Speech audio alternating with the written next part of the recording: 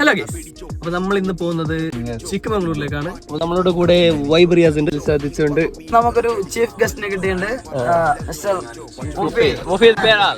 അതിനും കൂടി പിക്കാക്കിട്ട് നമ്മ നേരെ വിട്ട് തൽപ്പാടി എത്തുന്നതിന് മുമ്പ് സ്റ്റോപ്പ് ആക്കിയിട്ട് അടുത്ത ഒരു ചായ കുടിച്ചിട്ട് തന്നെ തുടങ്ങി. ഓർ പിന്നെ നമ്മളാട്ടി മുമ്പേ പോയിട്ട് മാംഗ്ലൂരിൽ വെയിറ്റ് ആയിക്കൊണ്ടുണ്ടായി. ഓറപ്പന്നെ പാട്ടും കളിയിലായിട്ട് ഫുൾ ഓണിലുണ്ടായി. ഇതെല്ലാം എപ്പോഴും പോലെ തന്നെ എത്ര സമയം ഉണ്ടാവും നമുക്ക് അറിയുന്നതന്നല്ല.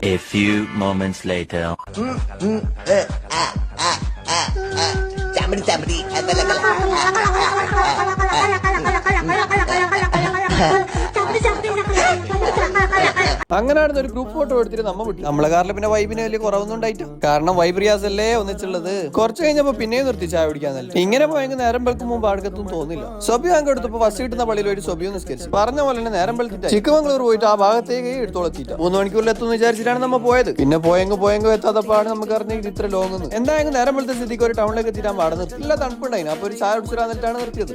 നല്ല കോടമഞ്ഞാണ് ഗൈസ്. ചിക്കമംഗ്ലൂർ ഒരു 10 കിലോമീറ്റർ ചിക്കമംഗ്ലൂരിലെ ഒരു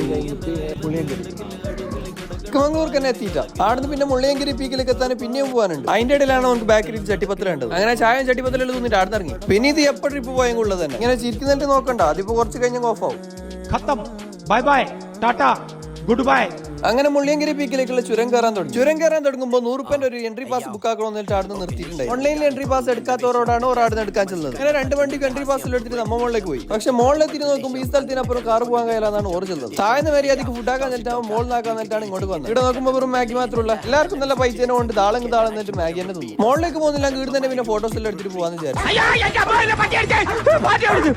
ഇങ്ങനെ പേടിക്കലടാ ആണുങ്ങളെ വില കളയാനായിട്ട്. അങ്ങനെ ലാസ്റ്റ് എല്ലാരും കൂടി നടന്നിട്ട് മുകളിലേക്ക് പോകാന്ന് വിചാരിച്ചു. ഇതല്ല, ഇതിനപ്പുറം ചാടി കടന്നവനാണ് ഈ കെ ജോസ്.